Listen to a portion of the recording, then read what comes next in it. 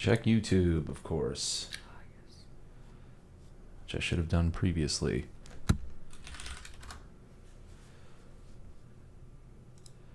Because now the computer's going to go too slow.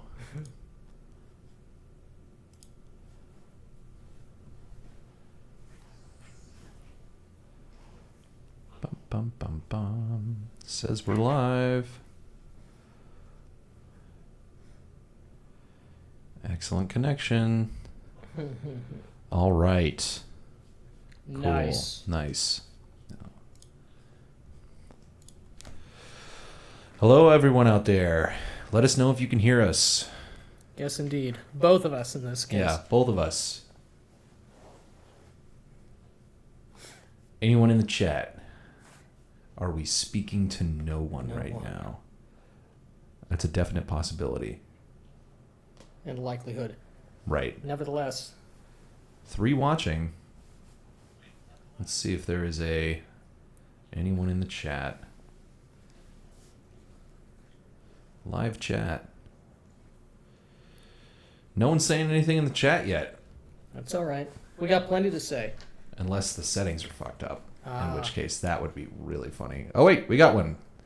Hey. Yo, yo. Saying hi, ladies. We like it. All right. Let us know if you can hear us.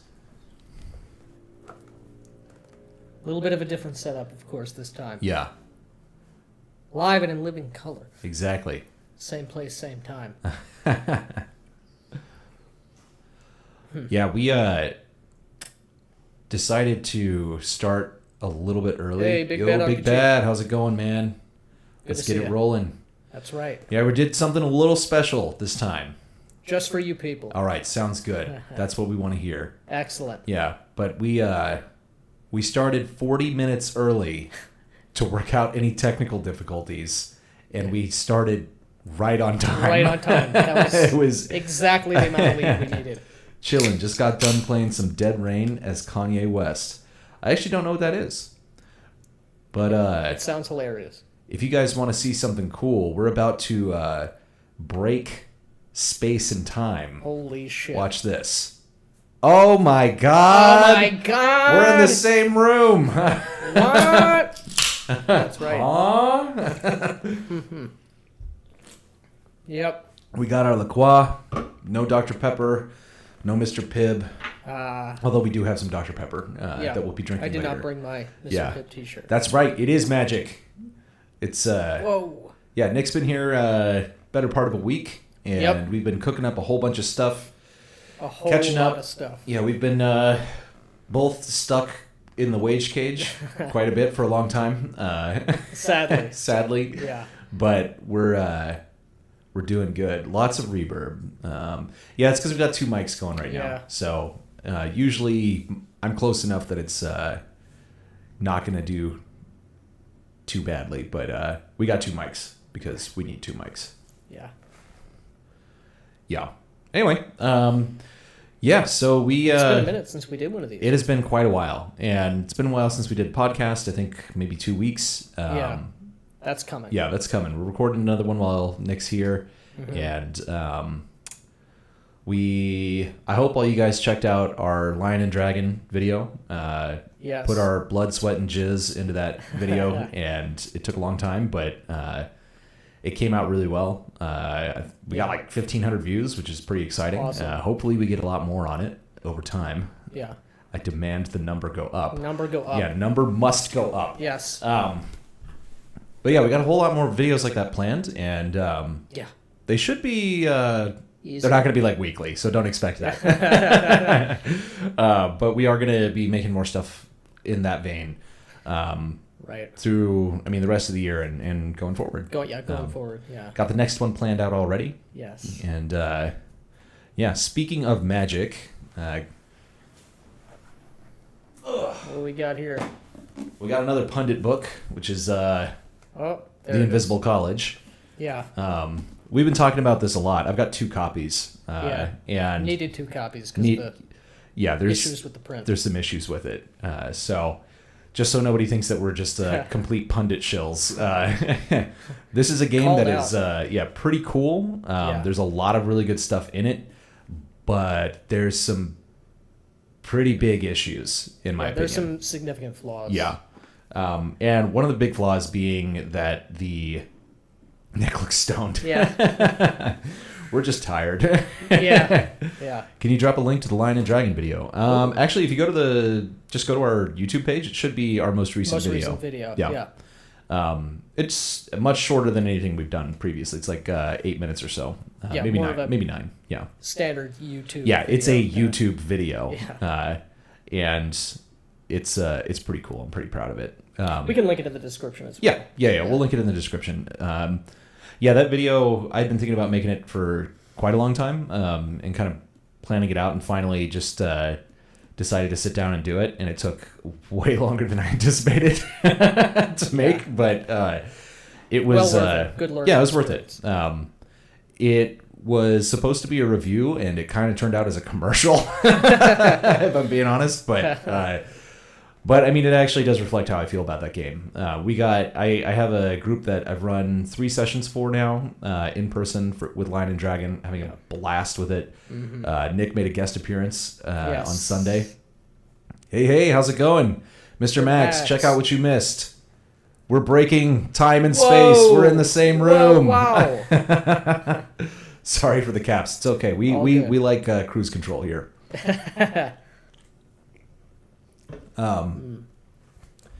Nice. Crap phone got the link. Sweet. Yeah, there's we have 2 mics. We have 2 mics going right now. Maybe if I move this one. Maybe if we just use that one. Yeah, let's see what happens. It should. All right. I'll mute this We're one. going to do an experiment. Well, no. Let's use that one. So don't mute that one. I'm going to mute this one. Is this any better? Or is it... I know there's going to be some reverb, but let us know how this sounds. Yeah. We'll keep talking. Yeah, we'll keep talking. Chat will let us know. Real low. Yeah, so this is... What if I turn the gain up? The keyboard. Yeah, turn the gain up, and let's put that right in the center. We spent 40 minutes getting rid of, trying to avoid boomer moments, and I'm not sure it worked.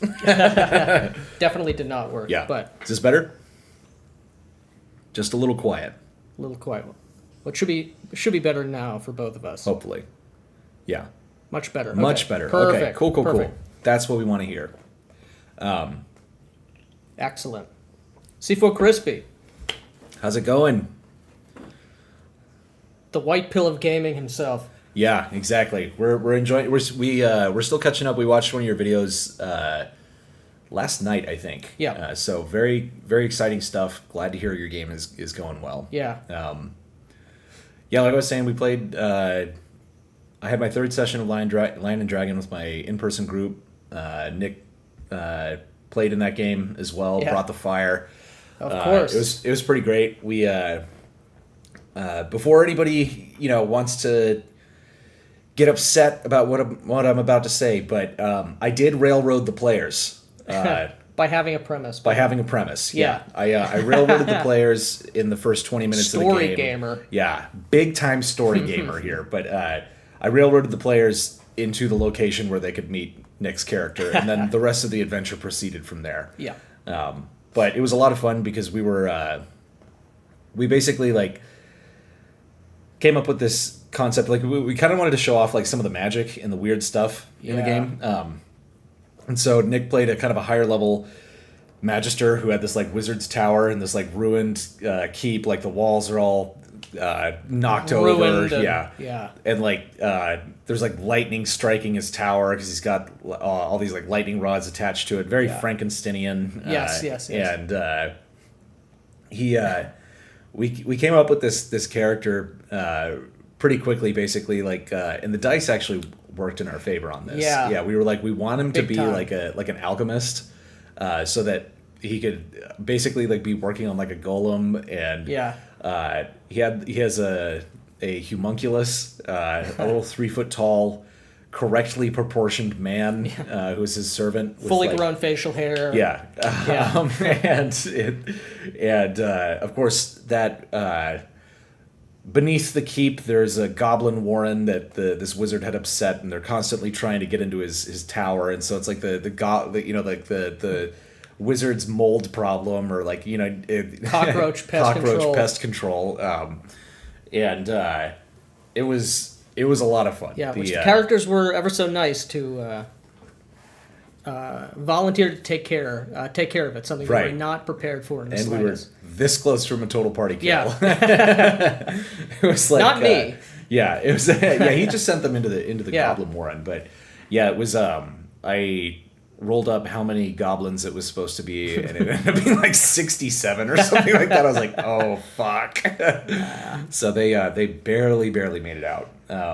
And it was pretty funny because like this character like obviously wanted him to be kind of creepy, but my players have such a hair trigger that I was like, if you play it creepy, they're just gonna kill murder you immediately. So I didn't, and they and they didn't. And strangely enough, the weirdest thing that they've encountered in this game so far is the homunculus, who I described to them accurately, as a man with yellowish skin, who's 3 feet tall and not a midget or a dwarf, but properly proportioned as if he is just a very small man who doesn't say anything, just does the wizard's bidding. And they fell in love with him. Yeah. And it was the least normal thing in the game, and they were like, "Oh yeah, this guy's awesome." Just no skepticism of him whatsoever. They were kind of like, "Man, Henry's kind of weird."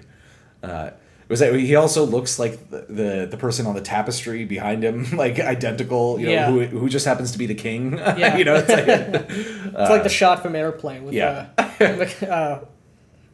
whatever. Who's Jeff Bridges' dad? Anyway, if you've seen Airplane, you know the gimmick. Yeah. Guy standing right in front of the picture doing the same pose. Exactly. Yeah. But they were undeterred by that. Despite encountering chaos called brigands on the road. Right. Something else you said that they had a very clearly unnatural lightning storm that pushed them in this direction. But it was a lot of fun. And they were all very impressed by Nick's extremely good roleplay. And rightly so. Yeah. Yeah. C4 Crispy says, "Hey, I appreciate that. So what type of root beer are you drinking now?" We are not drinking root beer. We are drinking La Croix, which is just sparkling water. This is... Yes, hibiscus. Yeah. Is it hibiscus? No, I think it is hibiscus. It does kind of look like a K.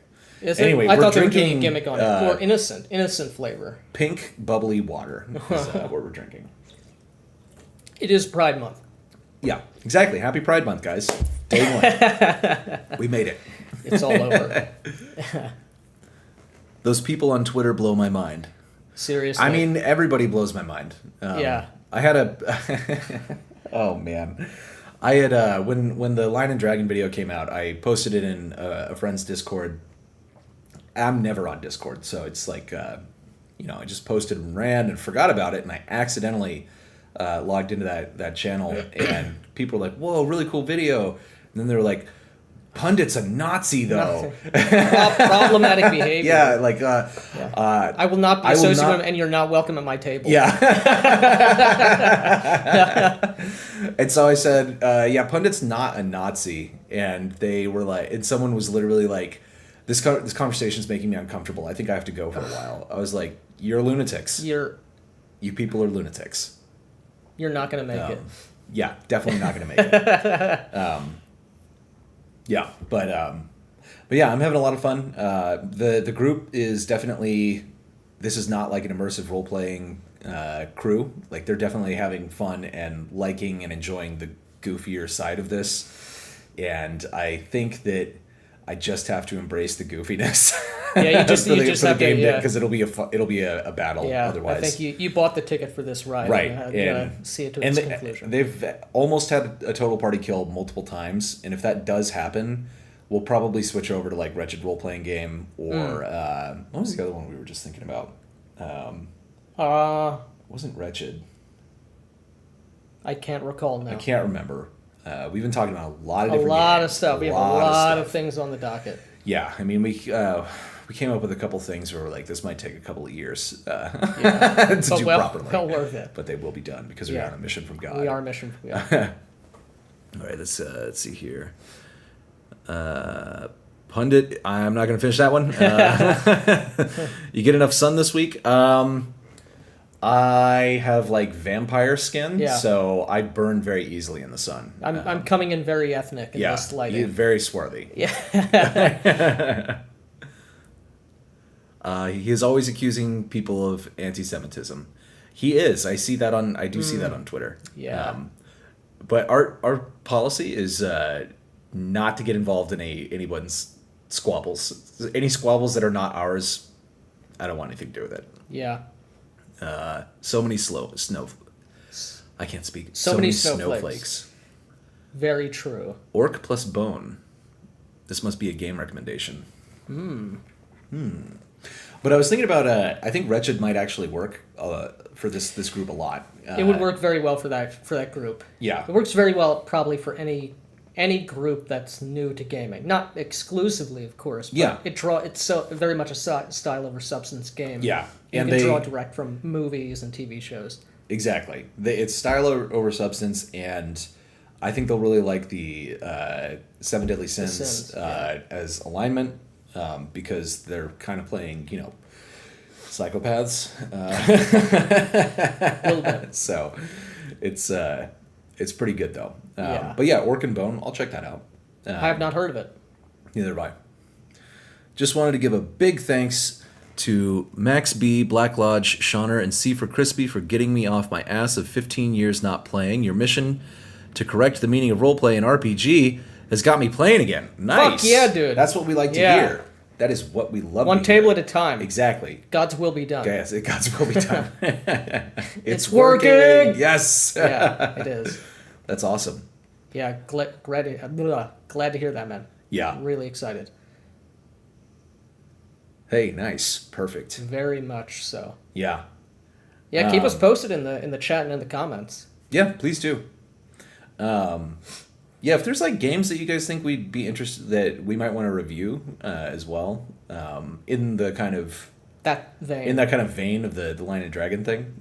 Like I said, I do absolutely love that game, so it was sort of like a commercial more than a review. Yeah. But I meant everything. But yeah, it was all very very accurate. It was very very honest. And despite hyperbolic, someone said hyperbolic, not hyperbolic really at all. It's I don't think so. No. Venger Satanist had a good comment on it, and he actually made a short video about it today, where he said that the best edition of D&D is actually the one that you've cobbled together out of like house rules and which is like things accurate. That you like, and it is accurate. It's just that for me, Lion and Dragon does like 99% of the heavy lifting, and there's only a couple of things I'm changing. Like I'm ditching an initiative. I fucking hate it.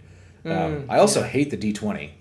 I hate the D20 now. Like oh my god, we had this fight. It's between the goblins and the PCs, and we're just sitting there all rolling the D20. Everyone rolled over and like over and shit. over. Yeah, it's like everyone's rolling 3, 7, 4. Like so. It's just everybody's missing. We're all just no one was rolling above 10. Yeah, it was horse shit. So that was annoying. Very annoying. So maybe I will strip the core mechanic out of the game. I don't know at some point, but great game, except the core mechanic. Yeah. Yeah, but that's an issue with D&D rather than anything else. Yeah. So I don't know. I'm really liking that, but yeah, it's I really love that game and I love the setting. So I'll probably do a video on Dark Albion. Definitely one on Cults of Chaos. Those will probably be much shorter videos. Yeah, a while from and down the road. Yeah. Since I think I got the core of it in the Lion and Dragon video, but Wretched will be next, and then got a couple more. I am going to review Shadow Dark at some point. When do you get that? I've got the PDF already. Oh, of course, yeah. Makes sense. I think it's probably end of year for the physical book, which I am looking forward to getting that because that book looks beautiful. The art looks really good. Yeah. The art is so fucking good. Very much the selling point. Yeah, like the presentation on that book is really really top tier. So that is a positive for it. I'm probably not gonna play it, but I do like having cool books. Yes. Yeah, got some other stuff, but definitely like Cults of Chaos as well. That's a very, very, very good book, even if you're just interested in game design, because it's got like the cult generation system, which is basically the book. Yeah. Because it's not like some huge thing on setting or anything like that. It's literally, it's like how to make cults and like on the fly. It's really good. A really good use. Really good. Really use good of implementation of random tables.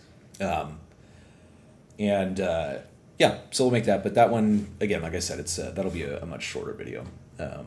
Yeah. But do want to kind of talk about another pundit product. Yes. That I will not be gushing about as much. No. The Invisible College. It is basically, I think it is. It doesn't say it on here, but it's about magic. You're basically like a hermetic magician. So in the modern age. In the modern age. So this is what like people who believe in the occult and sorcery. This is what they actually believe. Yeah. But it's there's some really cool stuff in it, but it just doesn't really click for me. The magic rules, which are the vast majority of that very thick book. Yeah, this is like a 400-something page book, and it's like almost 300 pages of magic rules. Yeah. Great, or very detailed, very accurate, for lack of a better word, very well designed magic rules. Not, in my view, a particularly good or complete game in the way that it's written right now. Yeah. There's definitely a very interesting implied setting. Which I'm you and I both are really trying to draw out from the way the magic is described, and trying to intuit from the character creation and the advancement of a character in their magical aptitude. Yeah. And the thing is, like, we haven't given this like a solid read through yet. No. It's been a lot of like diving into bits and pieces of it while I have time. This is something I'm probably going to run. Right. When you make the jump. Make the jump, yeah. When you make the jump, and we will be doing these things in person. Yes. All the time. Yes. But it's got like the first, I think, maybe 50 pages is information on kind of the setting and the world a little bit. And then at the very end of the magic chapter, there's a very important detail that should have been at the beginning of the fucking book, in my opinion. And that is that how regular people respond when they see clearly magical things happening. And it's this whole thing of like basically like being blue-pilled in the Matrix. Like you are blind to the greater reality around you. You have this paradigm blindness, but that's at the end of the magic section. that needed to be at the beginning. Very up front. But the setting, since it is modern day, it is the real world. It doesn't click for me in the same way that like Lion and Dragon does. Lion and Dragon is very like much focused on the historical aspects of it, and that to me is very evocative and like really like draws you in. This is a little, I don't know, it's a little different. And the more that I read the magic, the more ideas for games I'm having, and it does sound interesting, but it's like it is like you said, like drawing it out. It's like you're reading it and you're like starting to pull out that kind of core feeling of the setting. As I think about it, all that really was needed for that book, because characters are presented in a very specific way. You are part of the Invisible College, the titular Invisible College. It's a world-spanning faction. It's an institution, a magical institution in the implied setting, and characters are expected to participate in that institution and to one degree or another advance in that institution. All that really was needed, because it is modern day, we know what modern day is, have a much more thorough explanation, description, implementation of what the Invisible College is. It's very bare bones. It's very high level description. And like I get it, I understand what he's going for, but if the characters are supposed to be, this is their bread and butter, this is what they do. They're not adventurers. You're not just a police officer or a factory worker or someone working at a bank, and you just happen to awaken into magical understanding, and it's a story about just random people who are seeing through the matrix. No, it's that, but you're also a part of this group. I feel like I need a lot more description and a lot more explanation as to what the Invisible College actually is. Now, I can figure that out. I could come up with it myself, but if you're presenting this to me, it seems like that's really important. Yeah, and the other thing we were kind of talking about is that for pretty much any other game, you have reference points in like novels, popular culture, media, like movies.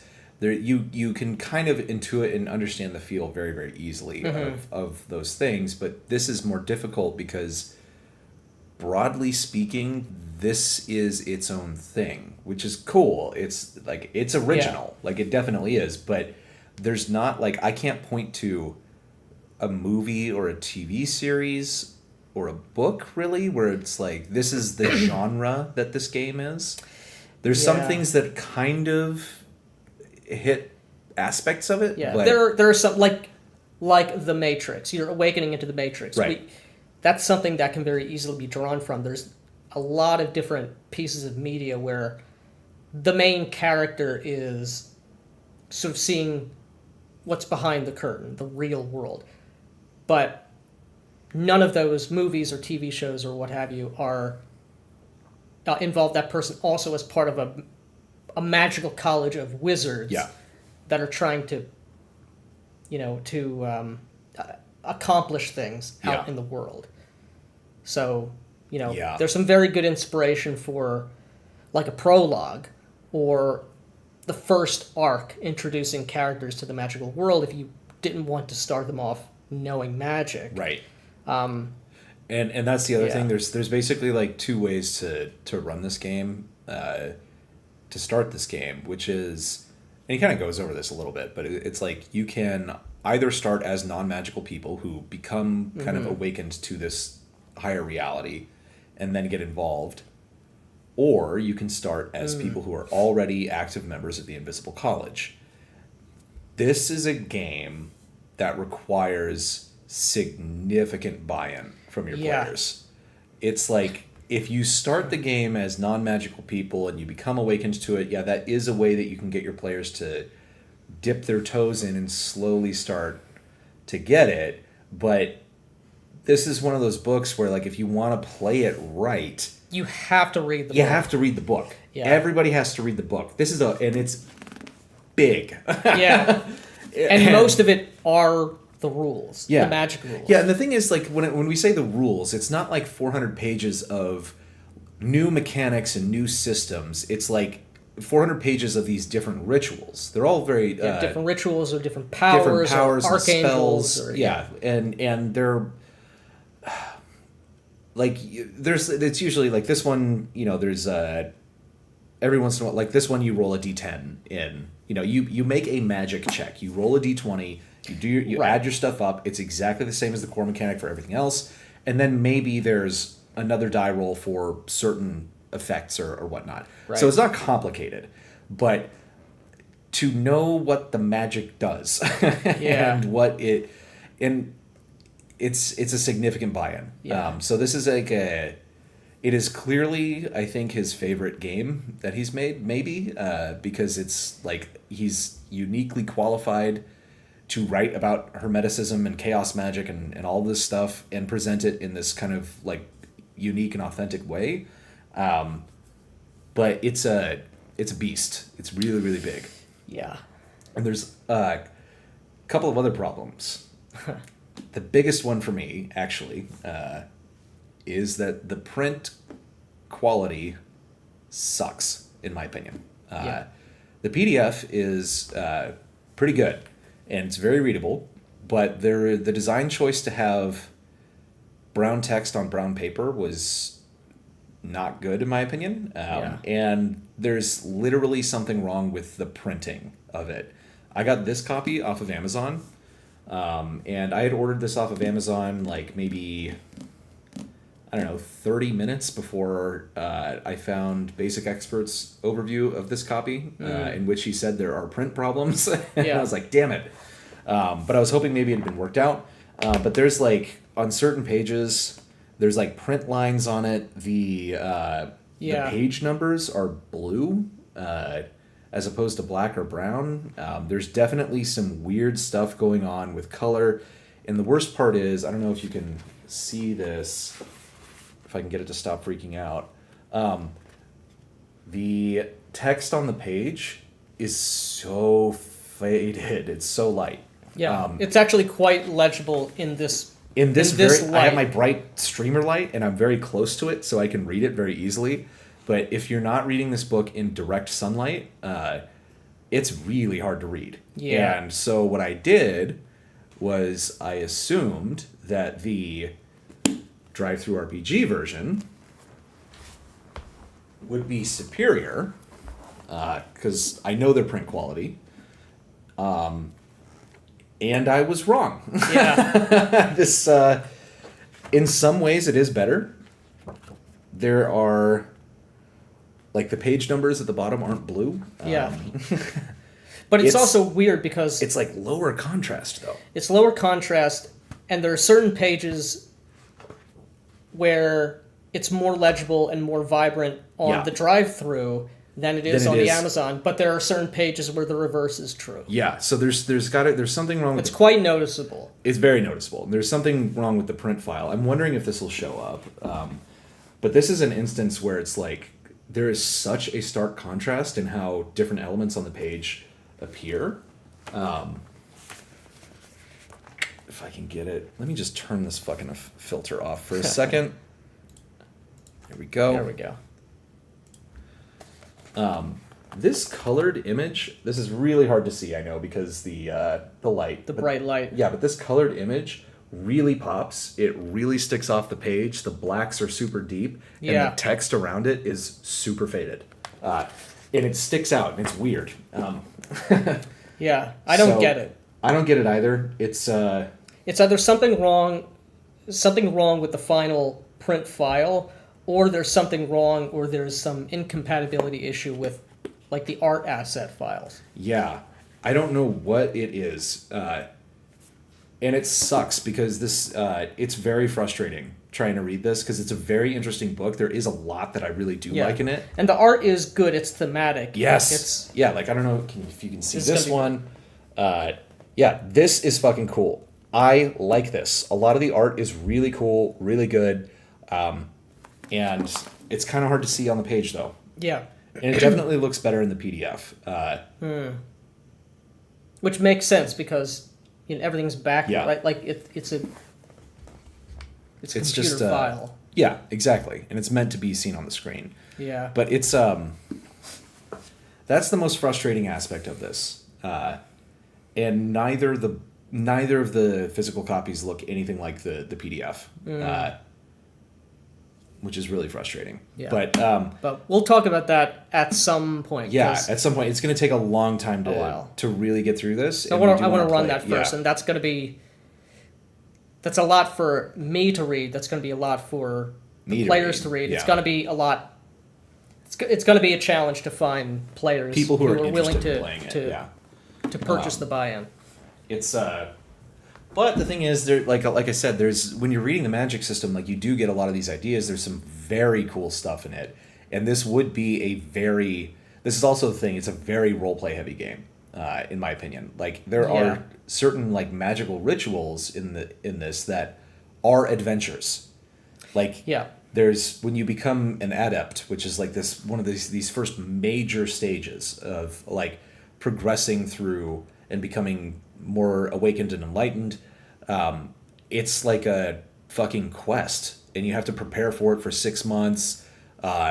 There's all this like preparation that you need to be doing as the character, and like time you actually need. Some of these rituals, like you said, take 6 months or take a week, or take a lot of in-game time.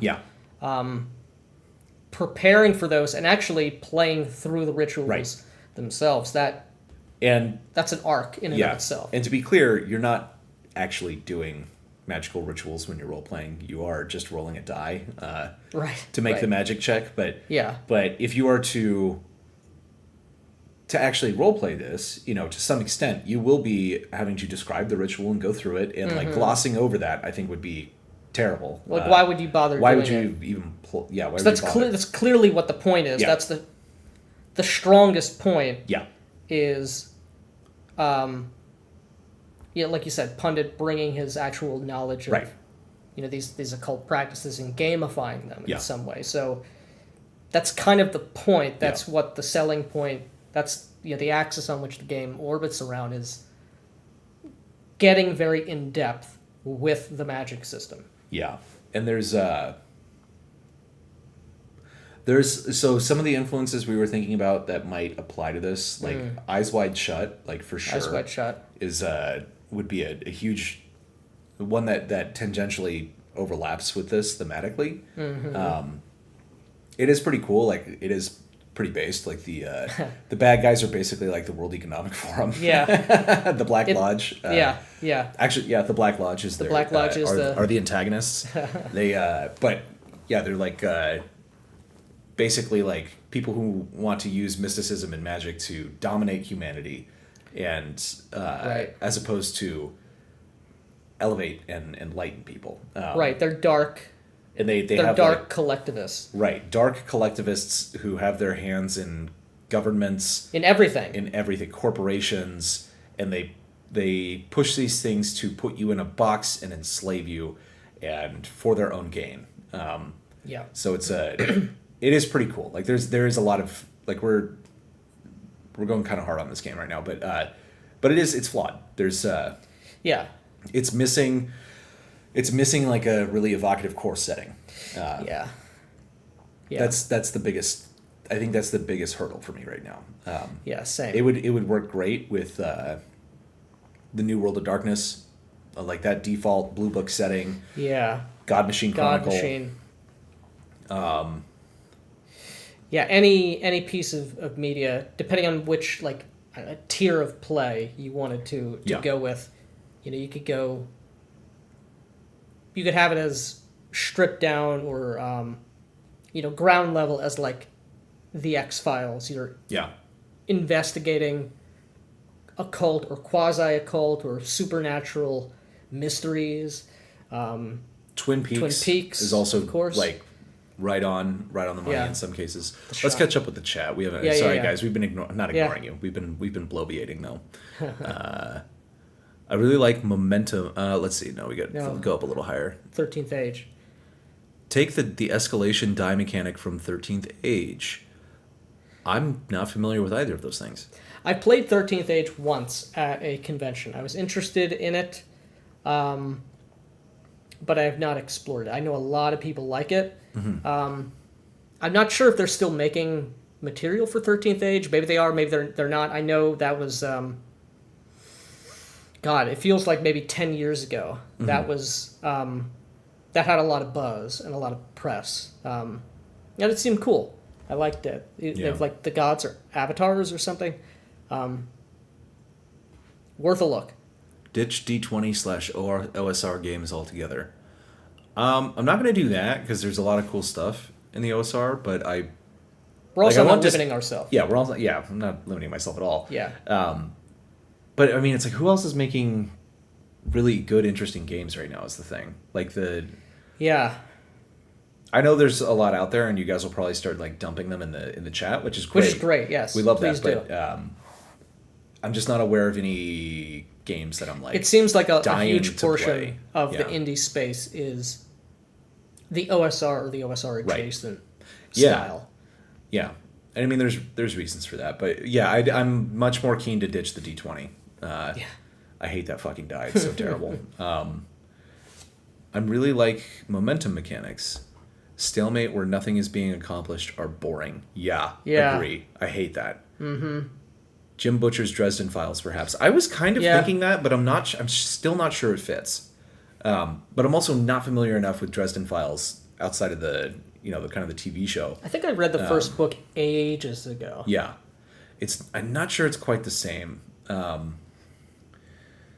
don't know. It's there's a lot of different things, like I said, that like pieces of those things kind of fit with this, but there's not something that like, it's like you look at it like Braveheart or Game of Thrones or those things. It's like those can be solid, easy references for Lion and Dragon. Like all like Shakespeare. There's these things that really we have this big familiarity with, but there's not here because this is something a little out there and different. Yeah.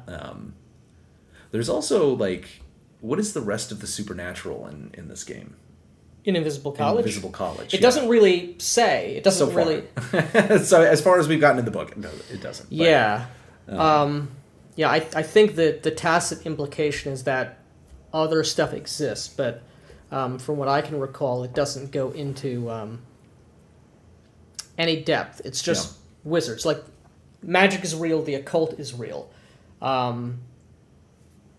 And that's really it. But, this is, for all of its many flaws, this is what like the World of Darkness setting, and the Chronicles of Darkness has going for it. A lot of different things working together in the same world. You can use them all. You can exclude them, but there is. There's a very clear world. There's a clear world, and even though, setting aside your tradition books, your clan books, even in the core material for mage or vampire, you have at least, like for mage, you have the different traditions, and you have the different, I don't remember what they're called, but the different traditions of the technocracy as well. So even if you give a high-level explanation as to what the different traditions are, the Celestial Chorus, the Order of Hermes, the Verbena, Euthanato, like, even just having that gives you a little bit more material to pull out an implied setting. Yeah. With this, it's just, there's a sort of a rogues gallery of different evil enemy factions, and they're all, to one degree or another, using like occult. They're using black magic. They're wizards or the servitors of evil magicians and sorcerers for nefarious ends. Or and some of them are competitive with one another. So that's where a lot of what you're of where the implied setting comes from. But it's not. It's for me. It's not enough. It's not enough. I agree. More. I agree. Yeah. That's awesome. Hail, hail. Describe the ritual.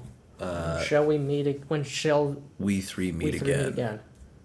I don't know. I feel like I should know that reference, but I don't. We failed. I have read criticism that the firearms rules are too lightweight. Ooh. They are lightweight. I will say the shotgun mechanic with buckshot does not make sense. I did read that and I was like, but I mean, also it's like, you do need guns. I get it. Like, guns exist and like guns can kill wizards, but at the same time, like, I'm not playing this game for guns. Right. I'm guessing Pundit would say you live on the setting, and that is true, but what does that mean? For Invisible College, you live in the setting, the modern world. Oh, yeah. But we don't live in the modern world. I don't know what the Invisible College is. I don't have a point of reference in the real world, or in media to extrapolate. I mean, like, I can guess. I can put it together. I'm like, what? But what's the atmosphere of the game? What's the atmosphere? Yeah, especially if you're telling me in the game, I'm a crucial, like, this is my life. Magic is my life, and I'm actually doing meditation, and I'm doing like internal spiritual work to like grow in my true awareness. Yeah. But I'm doing it through mentorship and through service and a patronage with this very specific organization. You got to tell me a little bit more about the organization. And I know, like it says in there, like it's a cell-based structure, fine, but that's not not a get out of jail free card to not tell me how to portray it. Yeah, it's like radical individualists. So no two cells are the same, and it actually does have some like another one of the kind of positive aspects of this is that when you do character creation, you can also optionally build your hall, as it's known, which is really cool. You build it together as players, and you like determine its resources, and it is really cool. So there's, like I said, there is a lot of really, really good stuff and good concepts in this book. Yeah, it seems like we're shitting on it. But it seems like we're shitting on it. We're really not, because like this is a game that like we are the. We actually want to play this. We want to play this, and it's like we are kind of the core audience. We're not the core audience in that like we're not, hermetic magicians. We're not occultists, but this kind of game is the kind of game that we like. Like the kind of game where you have to be obsessed. That only goes to a certain point. We're not gonna play the Burning Wheel. I showed him a video. Max's video. Yeah, we watched your videos on Burning Wheel, and holy shit, that game! Yeah, I was like, I will never play that game. 67 pages on rules for resolving damage. Like, what the fuck? Yeah, Max, you've shaved some years off of purgatory for sparing us and for enduring. Yeah. So thank you for that. But it's yeah, I don't know. There's just it's like I really wanted the game sounded so interesting. I wanted to pick up and play it. Yeah, I wanted to pick up and play it, and I also wanted to be like, this is like another home run. Like for me, like Lion and Dragon, home run. Like that's a grand slam. I love that game. And this one I was like, ooh, it's not. Not for me. Yeah. We've been Macbeth, the Three Witches. Yeah, we are. Yes. We are unrefined Philistines. Magic is real, but that's a whole conversation you're not ready for. Yes. The cell creation thing sounds like the faction system of Worlds Without Number. Possibly. I got the. I want to pick that up. It's been on my list for a while because people keep talking about it. I got I think the free version of the PDF off of DriveThru recently, but I haven't read the whole thing yet. Russell Williams, play it like Alex Jones is right. Seems like a good tinfoil hat and wizard kind of game. Like he's right. Like he's right. I know.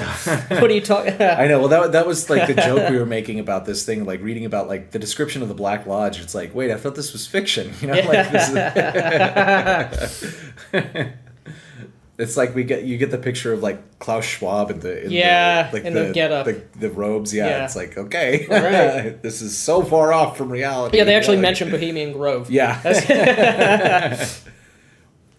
Worlds Without Number is pretty cool. Yeah, I've heard that. Yeah. Questing Beast, I think, recommended it as like a good alternative to 5th edition. And I know it is basically like, I think the core is 5th edition, but I don't even know. I think it is or it's maybe based off of it. I don't know. I could be completely. It's probably very similar. Is my guess. But it being like quite superior and having really good game masters tools and. That's what is most interesting to me. I will definitely read it at some point. Yeah. But like I said, I've got this 400-page behemoth of magic. Yeah, we have a lot of things on the docket, especially more after this week. Yes. Which some of which we can't talk about. Some of which we can't talk about. We are. But it is baller. It is really baller. We are. I will say this: we are working on our first product right now. I think we've mentioned that before. Yeah. And I think it's pretty cool. I'm really super pumped about it. Yep. Nick's doing the bulk of the writing on it, as in like 100% of the writing on it. And no idea when this will be out, so don't like think it's coming out soon because it's like not. It's also not coming out. It's not, and it's not. Yeah. In the distant future. It's not in the terribly distant future. Yeah. But I think it's gonna be pretty cool. I'm very pumped for it. Yeah. And more to come on that on this channel. Yeah, absolutely. And we came up with a bunch of ideas for things after that. Yes. Which are really cool. Very cool.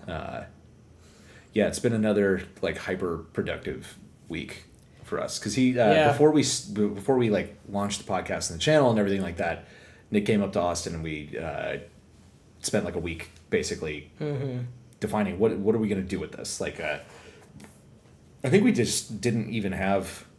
I think independently, both of us were thinking like we should do something. But we had a different thing in mind. Yeah, we had, and then it kind of we formulated it crystallized while here, and then this last week as well has been awesome. Similarly, awesome. Yeah. We've been expanding brain memeing exactly on plans and things that we want to do. Yes, which is pretty great. Yeah, and then once we're in similar proximity, it'll exponentially more productive and faster, and it'll be all awesome. the good things. Yeah. What we got here? I wasn't so impressed by Lion Dragon. Kind of missed the mark for me. That's unfortunate. That's fair. Yeah, that's fair. It's unfortunate. It's not a game for everybody. It's definitely like it was exactly what I was looking for at the exact moment I was looking for it. Like I wanted the low fantasy, something much more grounded and real, and I like folklore and like there's so much about it that it was like once I found it I was like, oh my god, like I don't have to homebrew anything, like this is way better than anything I was going to come up with. Like it really just struck a nerve, and just presenting a monotheistic world on its own terms, and like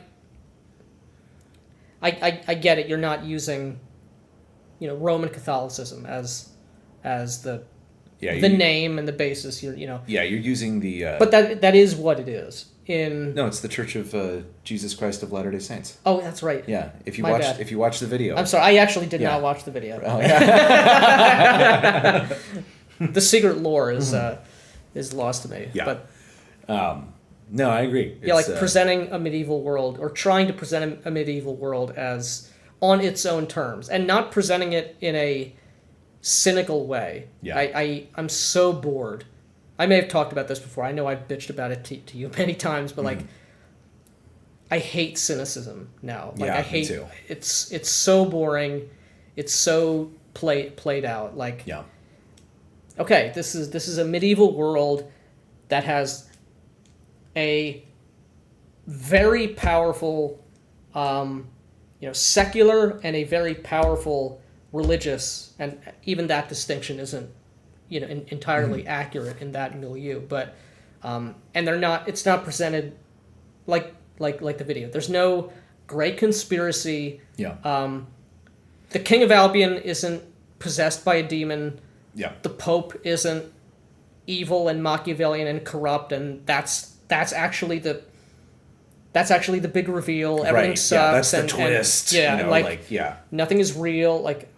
No, it's like the Church and the Crown are competing, and while mutually reinforcing institutions, and they're the core of keeping civilization intact, basically. Yes. And like civilization means that you're alive, because because chaos is like gonna fucking kill you.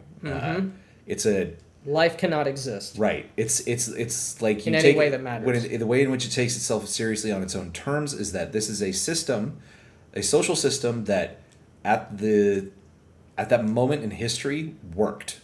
Yeah. It was a system that worked. It may not have been perfect or like some nothing, sort of like platonic ideal, but there was a way in which these institutions operated that worked to keep everyone alive and to kind of have a civilization. So that was really cool, because I'm tired. I didn't want to play some terrible fucking made up fantasy horseshit game. I'm so sick of those. Like, because they're a dime a dozen, and they're not really creative. They don't take nothing is really taken seriously. Like, I wanted something that felt a lot more real. Right. And you just there's not very many settings in my opinion that are like that. And to be honest, most of those settings are not trying to do that. So I can't. True. But that in and of itself is a failing, because I think most people most people think that you're playing Candyland or something. Yeah. Which is lame. And the other thing is that people will they're like, I'm so tired of medieval settings. I'm so tired of it. It's so played out. It's like no one's done a medieval setting. Yeah, you've done a Disney Seattle. Yeah, you've done some like funhouse ride with swords. with swords with a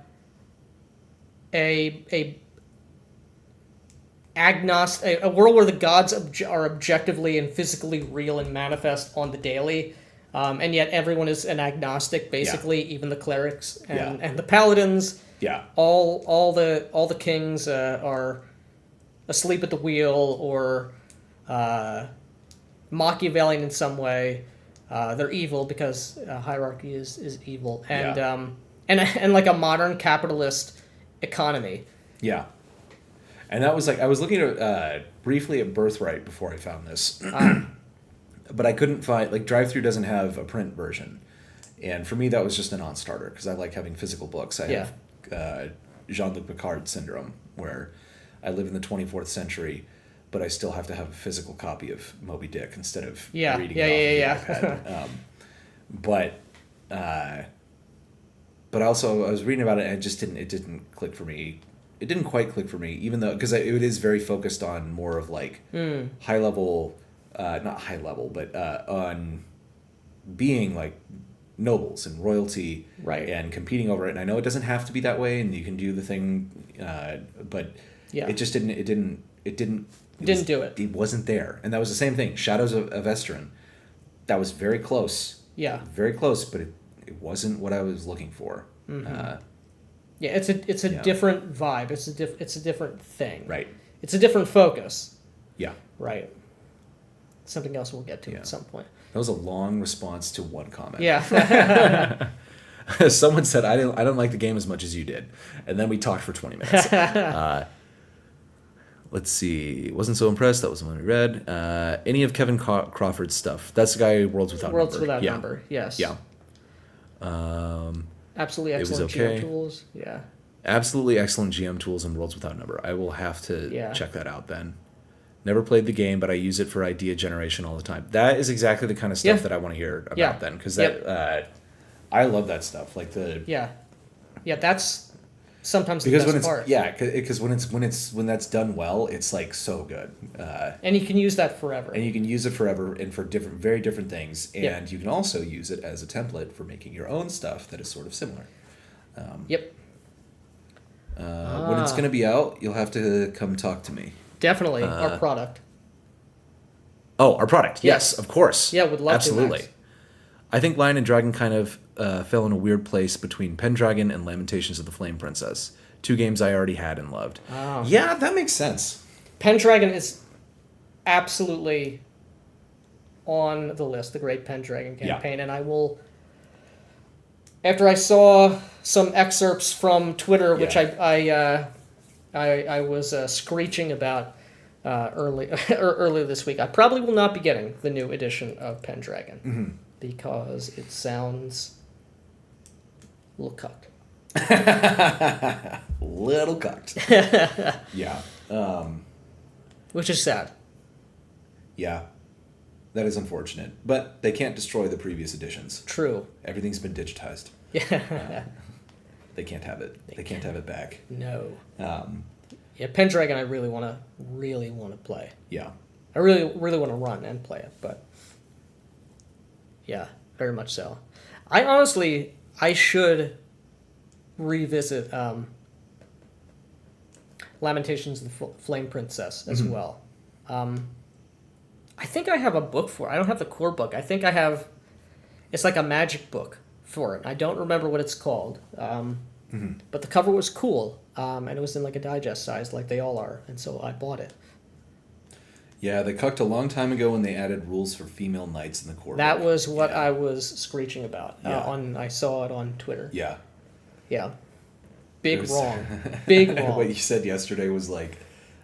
Yeah, the example they gave as like a virtuous woman, what was it like? Some broad who like seduced her son. Like, yeah, great. No, what I was saying is when you were like, we found a historical record of a woman who picked up a sword one time. Yeah. That means it's the norm. It's the norm. Yeah, yeah.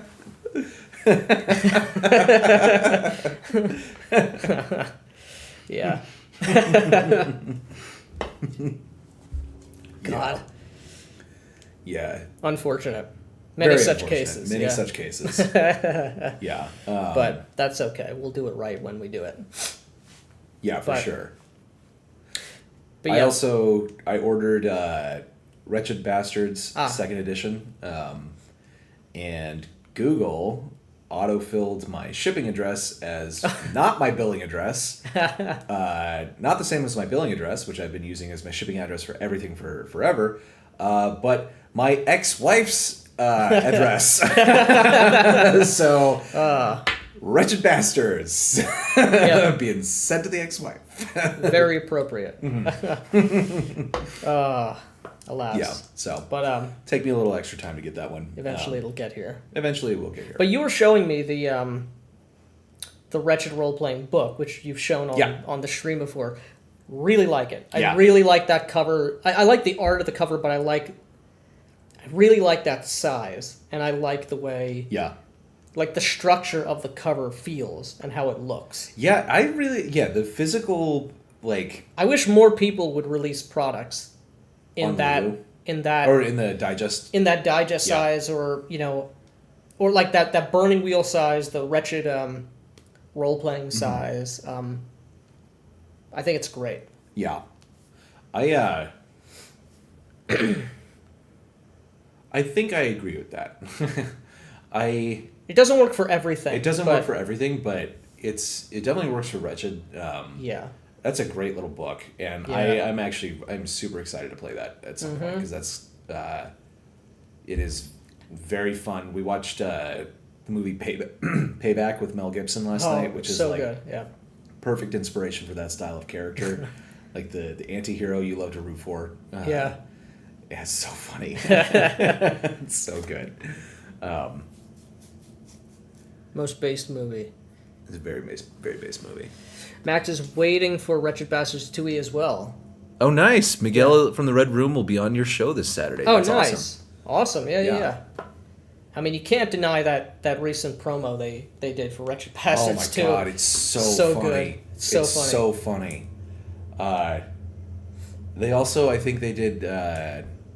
I don't know if it's a new product or if it was just this, like the second part of their live play, but they did another Welcome to St. Cloud, which is like their Twin Peaks. They had released Yeah. it before. They had released it before the Red Room was a thing, or Miguel had. I don't know Yeah. how. I don't know what the structure was, but I think he just released it under his own name, and they did a new promo for it because it's his book. They wrapped it into their Got it. Red Room product line, but it's Yeah. not part of the Wretchedverse.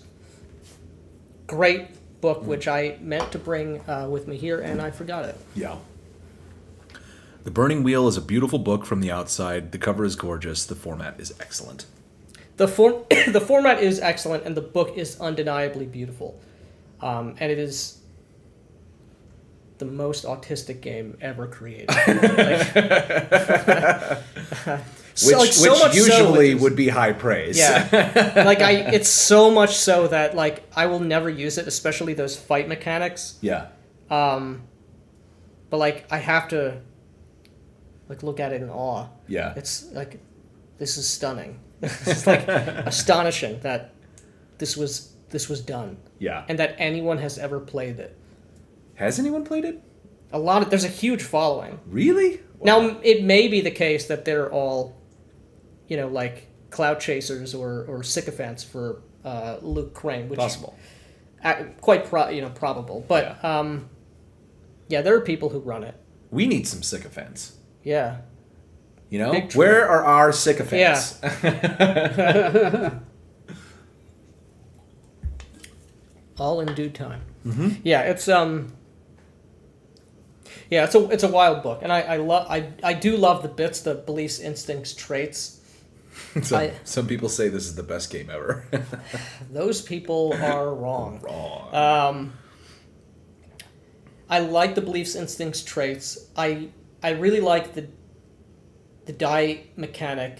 I like the idea of having two different axes of skill advancement. Mm-hmm. You can get more dice for your dice pool, or you can increase the shade and increase the success ratio or the success range on any one die result. That's kind of cool. That never occurred to me, to have like multiple ways to advance a single skill or ability. So I like that. I like that a lot.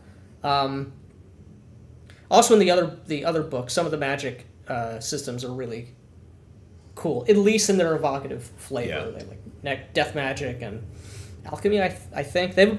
Yeah, he's got a bunch of stuff. It's just the sheer amount of like shit you have to know and keep track of as a GM and as a player. Like I will never run this as written. Yeah. You know, but I will. Rules as written, pick. burning wheel. Yeah. Yeah.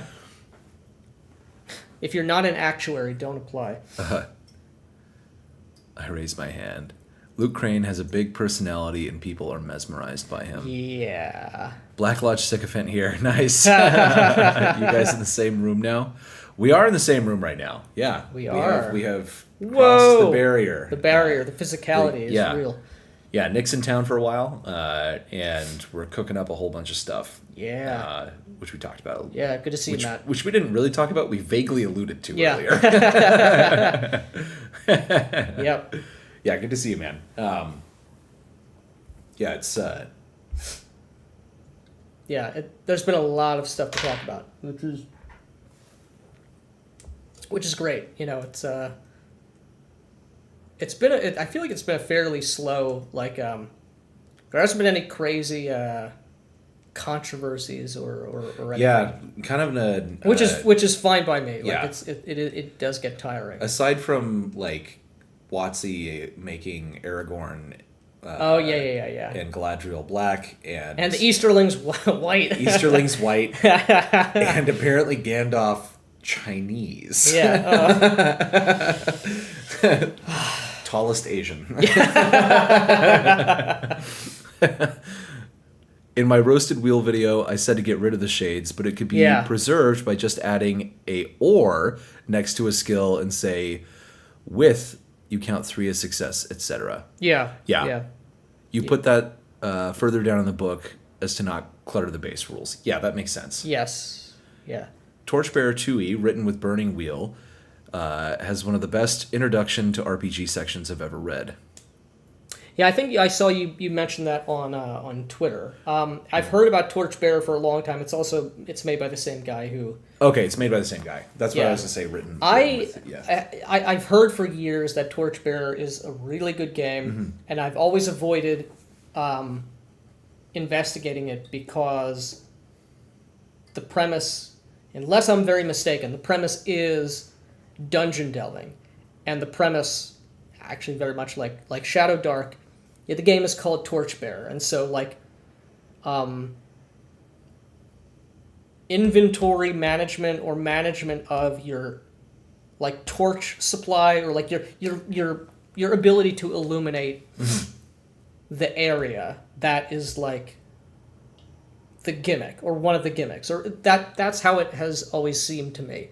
Maybe I'm wrong, maybe it's more nuanced and more complex, but I'm not really interested in a straight dungeon delve game. But maybe I'll have to get it. Oh, this was actually going back to Invisible College for just a moment, because you mentioned Torchbearer, then Shadow Dark, and that got me thinking about random character advancement, which is in Lion and Dragon, and also in Invisible College. That was the autistic train of thought to get there. But the advancement system for like actual combat, I actually kind of like in Invisible College, because it's based upon a combination of your level and your actual experience getting into fights. So the more that you engage in combat, like you have to at least, and to be engaged in combat, it can't just be that you are attacked. Like you have to at least attempt to attack someone. It's like every combat that qualifies under that definition adds to kind of a running total that you've had, and then once you reach a certain total modified by your level, there's caps at the level as well, that affects your base combat bonus going up. Sounds sort of complicated. I didn't explain it very well. It's very easy. It makes sense, is you're learning by experience. Yeah, so you actually are learning by experience. It's not just that you got the experience points and then you leveled up. It's literally based on what you're doing, which also kind of ties into the Burning Wheel video where Max talked about, skills. The different number and types of challenges you have to make. Which sounds way too complicated. It makes a lot of sense, and it is, in my opinion, way too burdensome. Let me show you. This is what I should have shown you for the Invisible College of how this game, in my opinion, the book should have come out. Let me turn off the filter real quick so you can actually see this. I don't know if this will show up well. It should show up all right. It's a little hard because it's a little washed out. The one over here, the white page with the black ink. It's the only white page in the... Totally readable. It is totally readable. It looks great. This is what the book should have looked like. It should have either been white or off-white page color, and you keep the brown text, or you keep the brown parchment text. I understand the vibe he's going with, and have solid black text. Yeah, but I mean, look at this. There's the lines on this one are fade in and out, which is weird because it's so frustrating. You can't tell if there's that definitely will not show up on camera. But, no, it definitely won't. Is that an issue with the printing because that's? But here's the thing: it also won't show up on the page. Because we're not. We're not any better looking at it in person here. But this is a cool character sheet. But the point is that the one white page in this book that has black ink on it looks beautiful, and you can read it. Thought clearly went into it. Yeah. There's two iterations of the exact same character sheet. One on brown paper. I guess it was put in there. God, that's so stupid. If it is, maybe it was put in there with the suspicion that you were gonna photocopy it. I don't know. No, who actually does that? I don't know. I don't get it. But yeah. I don't know. I'm still... Very bizarre. Yeah, it's very bizarre. There's some weird choices that were made. I'm just disappointed with the print quality of this book in both printings for different reasons. It's for the same reason, but they vary. They manifest differently. Yeah, manifest differently. Very, very bizarre. Unfortunate. Very unfortunate. Yeah. We have here... Inventory management in Torchbearer is huge. Okay, so I was right. It's a deluxe edition with wooden inventory trackers. That does not sound appealing to me. I'm sure they look cool as hell. Because the production values on all of his games are superb. Yeah. I think I've heard the same thing about... I think he did Mouse Guard as well. Was involved with Mouse Guard. I've never read Mouse Guard. I know some people like it. Torchbearer is a big improvement on Burning Wheel, but it's really about dungeon delving. The gimmick is about trying to figure out a way to avoid making rolls, as every roll is a cost. You do a roll, you get thirsty and hungry. Another roll, tired. Next roll, angry. Then injured, then sick, then dead. I forget the exact order. That is amusing. It might be something I have to pick up and, at the very minimum, mine for inspiration. Yeah. Yeah. Yeah, I'm trying. I saw something. I got an email. I must have subscribed to like Luke Crane's newsletter at some point, or like email list, and I got a notification that there was some like a Burning Wheel convention. I don't even remember where. Like a couple months ago. Yeah. Shawner. How's it going, man? Sean, you've been going hard on Twitter Yeah. lately, and it's awesome. Yeah. I'm 40 minutes behind in the stream. The book quality is better and worse with Amazon and drive-through printing. Yeah, some good, some bad. I have the drive-through. Yeah, so I have the Amazon and the drive-through, and they're both fucked up in different ways. Yeah. The guy that made the PDF for print did a lousy job. Maybe they're colorblind. You should not. You got into the wrong industry. Right. Yeah. Maybe they are colorblind, but Yeah. if you are colorblind and you pick up the physical copy of this book, you're fucked. Yeah. Like, you're fucked. Yeah. We went into it at the beginning of the stream, and something still we're gonna run and probably definitely do a full video on at some point once a game happens. Right. And once we've really thoroughly read the book. Right, of course. Because neither of us has done that yet. No. Yeah. Torchbearer is about as close to Darkest Dungeon as you can get. I could see that. Yeah.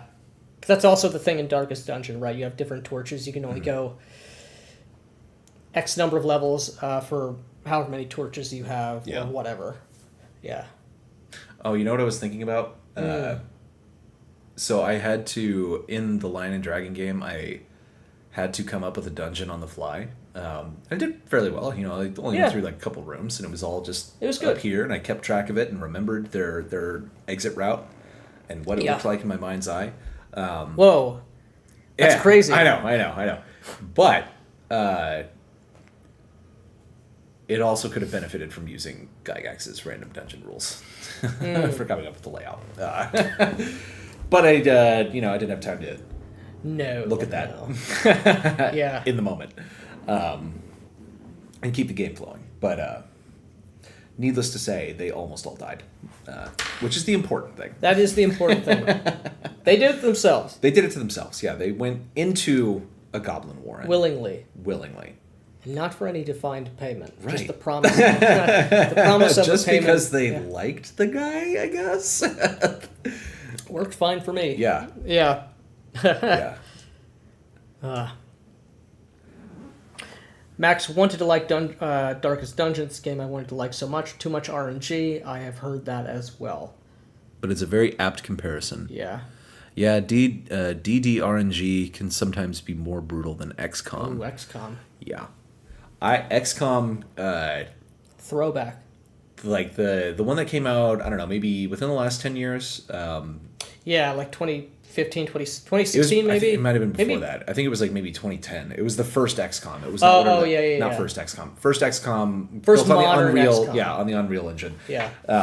I got that game and I made some big fucking mistakes. Yeah. Right in the beginning when I was still figuring it out. I couldn't figure out that you could deploy satellites on other continents. So it was like I had like North and South America were covered. And then I got to some certain moment in the game where the difficulty ramped up considerably, between two fights. And my squad, I went into a fight and they one-shotted my sniper on the first turn. Oof. And I was like, oh, fuck. It was almost total party kill. The world was falling apart. I was like, this is giving me anxiety. I was like, I really fucked this up. Yeah. Let humanity down. Yeah, I never played it again after that. I did let humanity down. I probably should have read the manual or something, but... Back when there were manuals. Yeah, but I was like, I can figure it out. Yeah. The game doesn't feel fair. I don't mind hard, but it has to be fair. I'm a big fan of the Souls games. Yeah. Yeah. Yeah. Souls games will not lie to you. They will surprise you, but yeah. Yeah. No journal mode. No journal mode. Yeah. Yeah. Yeah. Yeah, I played Dark Souls at a friend's house one time. I beat the first boss. It was pretty cool, but it felt kind of clunky. which might be. There's definitely a weird learning. I never beat. But I'm also Dark it's like Souls. I'm used to like. I like games with like really fast movement. Yeah. Like Doom Eternal and Doom 2016, and more importantly, Alien vs Predator from 1999. Which, playing as the Xenomorph, you can, if you are running and doing the proper jumps, you can literally break the sound barrier. You don't break the sound barrier in the game, but the speed at which you're moving would break the sound barrier. It is super fun. Immersion broken. Yeah.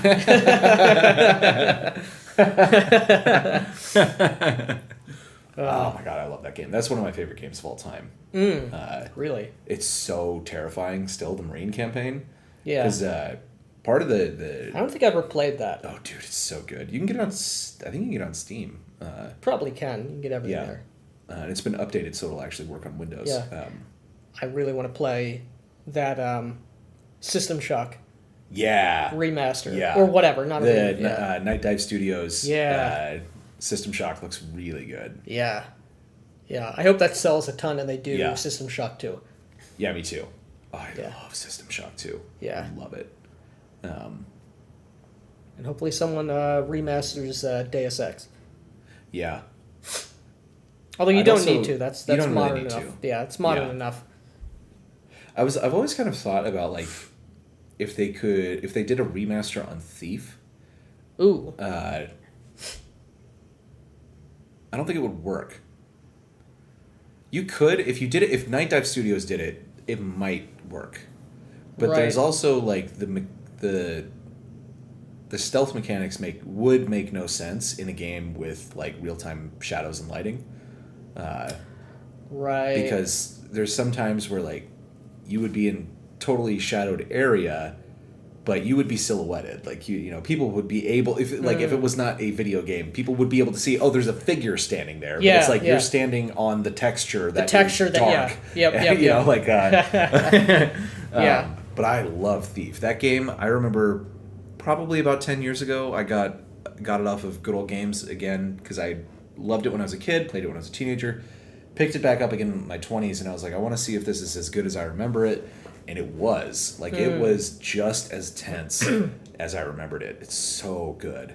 I love Thief. And the Thief that was made in the 2010s sucked balls. It's so bad. Is that the most recent one It's that came the out a couple most- years ago? I heard it was universally Yeah, banned. it was like very dog bad. shit. And it was a gorgeous game when it came out. Like, it was, like, very well optimized on AMD hardware, which I had at the time, and, like, very, very visually striking, but the game sucked. Just sucked. Very unfortunate. Yeah. Discussion Dark on Souls is not about reflex. It's about rhythm and not getting greedy. Yeah. Yep. First Souls experience is something that will never happen twice. True. First time trying Dark Souls, I didn't figure out to run away from the asylum demon, so I rage quit. Then I came back, exited the asylum, went out to the graveyard, And Dan Orlando. and Orlando. Yep. I quit again. Third time was the charm. Bloodborne is my favorite Souls experience, while Elden Ring is my favorite game. Yeah. Nice. I haven't been gaming much. I need to... Well, most games are terrible now. That's true. I do need to upgrade my system, though, so I can play Star Citizen. My CPU is severely bottlenecking my graphics card, and last time I loaded Star Citizen up, there were no textures. I was just walking through the city, and at about 9 FPS, I think. It was bad.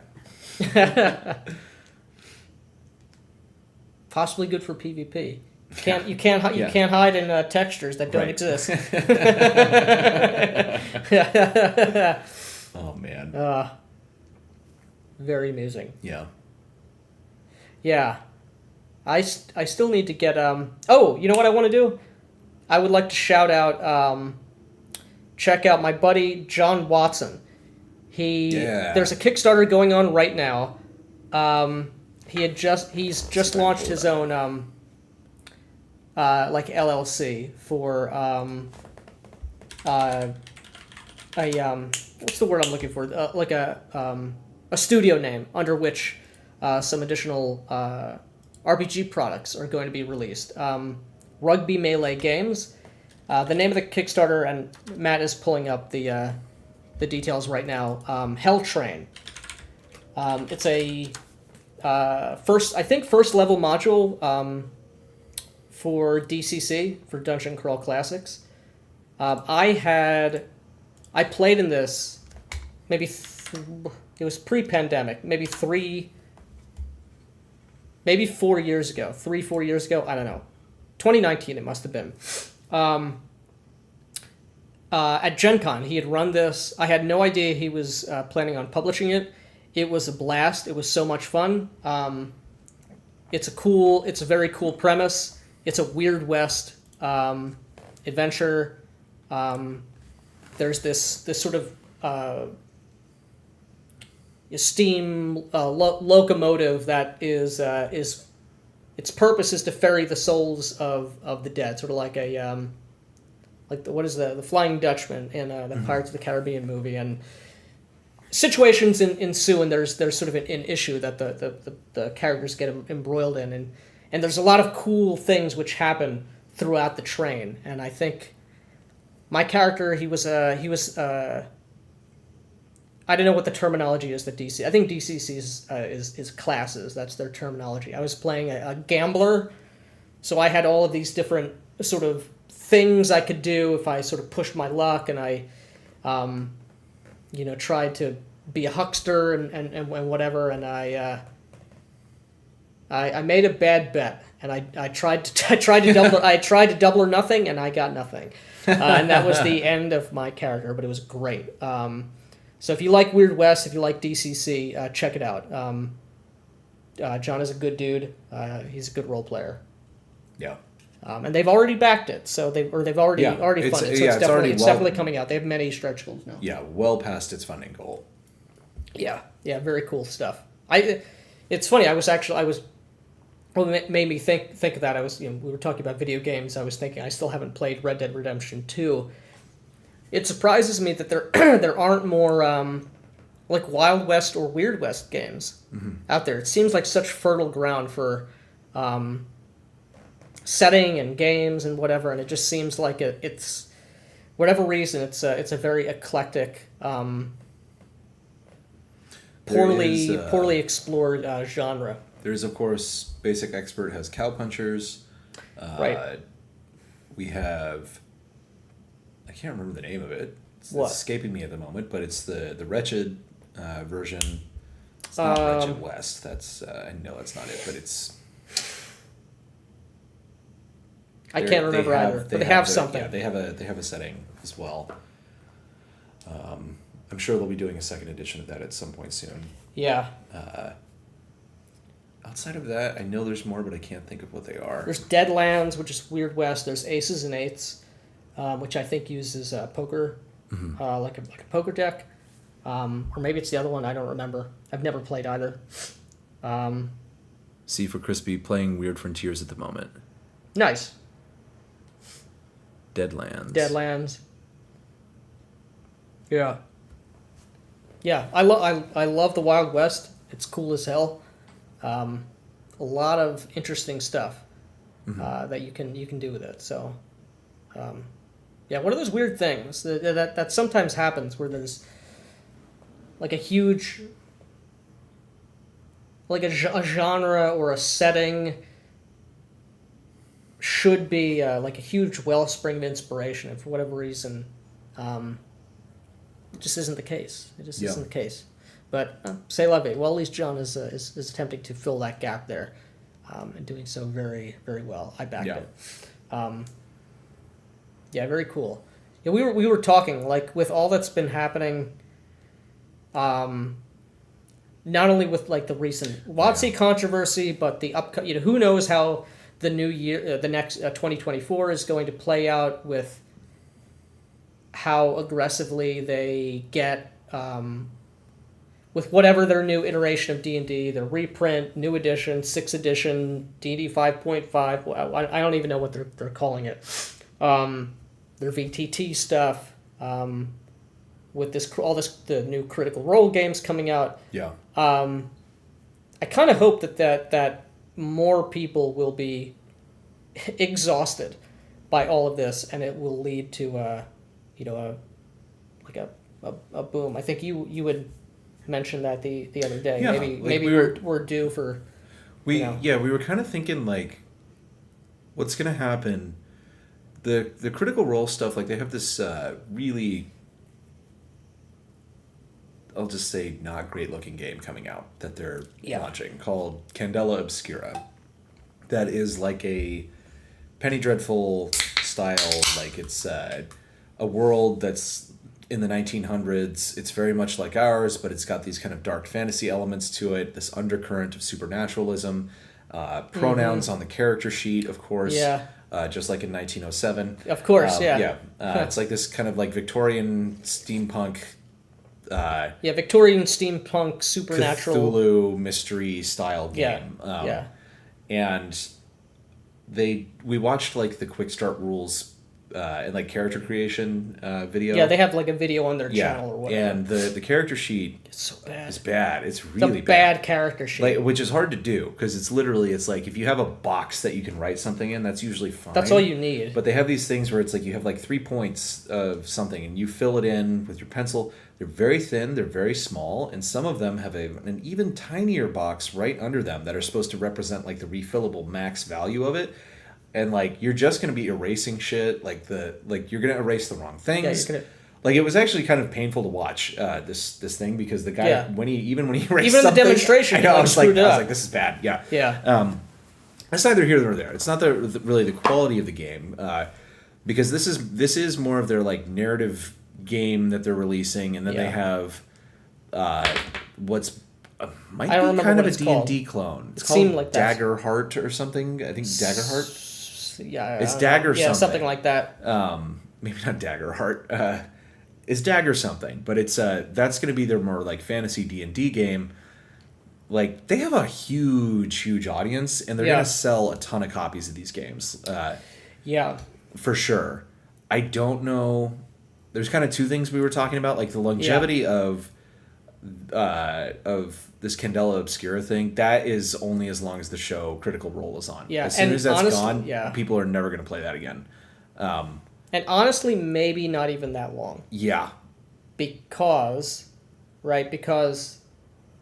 if the premise of the game seems to be kind of like a more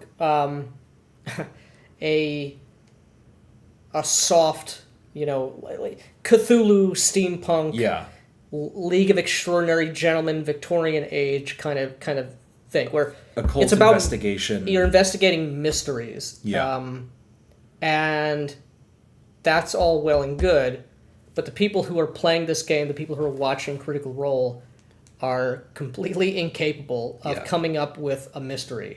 Or having enough creativity to even do a good D&D game, let alone a compelling mystery with believable, sensible clues, and that's harder to do. That requires more planning, forethought. Like that's not something. And you have to take the world serious. You can't just hand wave things if the very premise, the thing you're actually doing, is like, I'm following clues. Right? So the clues have to make sense and act, there has to be an answer to a thing and believable reasons why, you get it, right? So because the people who are going to be buying this are not going to be able to come up with their own game, and you made the point correctly that the game is so narratively focused, you can't fall back on combat being like the focus of your game. Yeah, you can't make fighting the core, which you can in D&D. Like you can make that like that can be the game for lack of a better term for most people. But this doesn't sound like it even really has that. I know there is probably a combat system, but that's not what the game is, and it's not going to be good at combat. That's not the focus. Right. So I think that game has a pretty short shelf life as far as it I think it's going to sell a whole lot of things, but you made the excellent point of what they would do to productize this is have it be a never-ending series of new adventure arcs to run. Like, you will have these long campaigns that are pre-planned. This is the mystery. These are the steps. These are the clues. Handouts for people. Props. That's the only way this can work Yeah. in the medium to long term. Which would be pretty smart, and they'll sell a fuckload of those. But it won't be a game that people come back to year after year. Mm-hmm. Their D&D thing, maybe. I don't know. It's there's no information about it.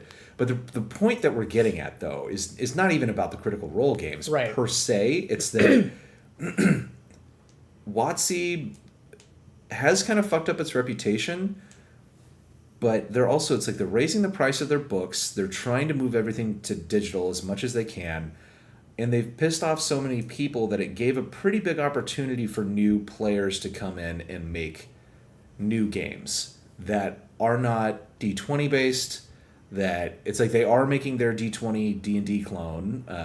It was presumably a D&D clone. This Candela Obscura thing is more like Powered by the Apocalypse. And so this might actually... Like, I'm wondering if we're about to enter kind of another one of these periods of kind of explosive growth for new games and new systems. And it's not clear to me yet. And I don't think it will be. Like, there's... Yeah. I don't think it's clear to WotC. But the best case scenario is that we get a kind of new kind of golden age where there's a bunch of new, interesting, independent creations that come out, and people can actually take risks and be financially successful at it, as opposed to the kind of, I don't know, like the last 10 years has just been dominated by D&D 5th edition. 5th edition. Yeah, I mean, it's like... And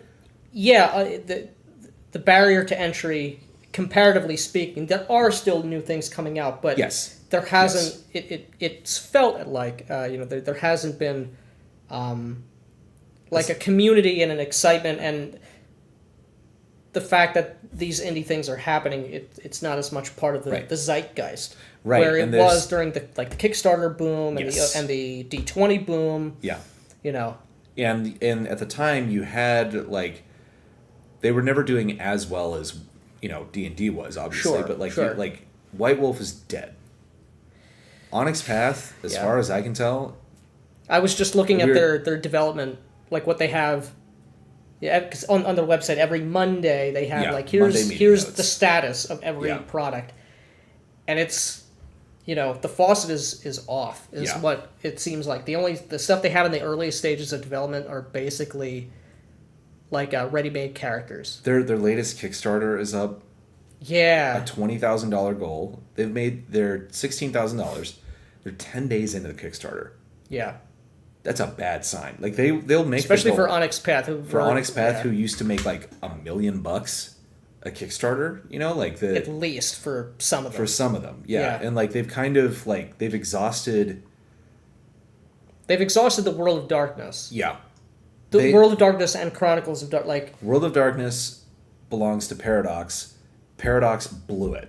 Like, they really fucking blew it. They're basically dead in the water with that for the tabletop side and their video game, apparently.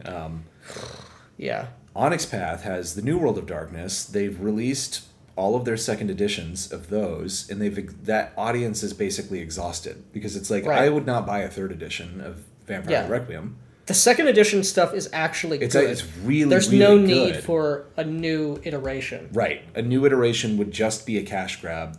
Yeah. Like, you wouldn't be adding anything. You wouldn't be innovating past... It's like, because they are really solid games, but they're not making anything new.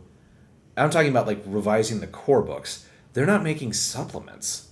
Right. Or, like, but even that, too, like, they were real... Like, after... For Chronicles stuff, you have all the stuff that's in Old World of Darkness.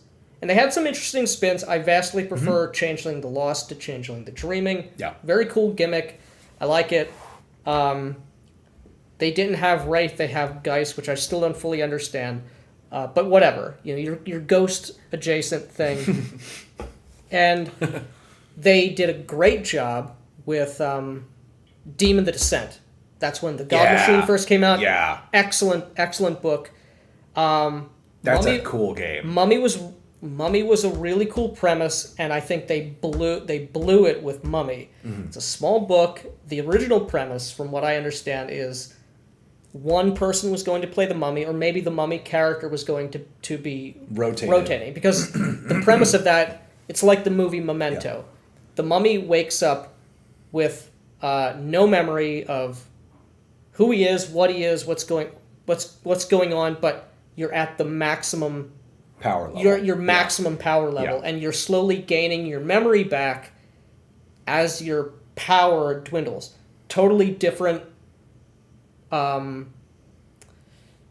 totally different dynamic. Yeah. Really cool, and other players would play members of your cult.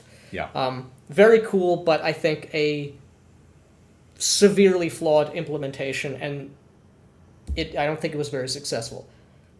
But that everybody knows at least what a mummy is. That's very thematic. Yeah. Beast.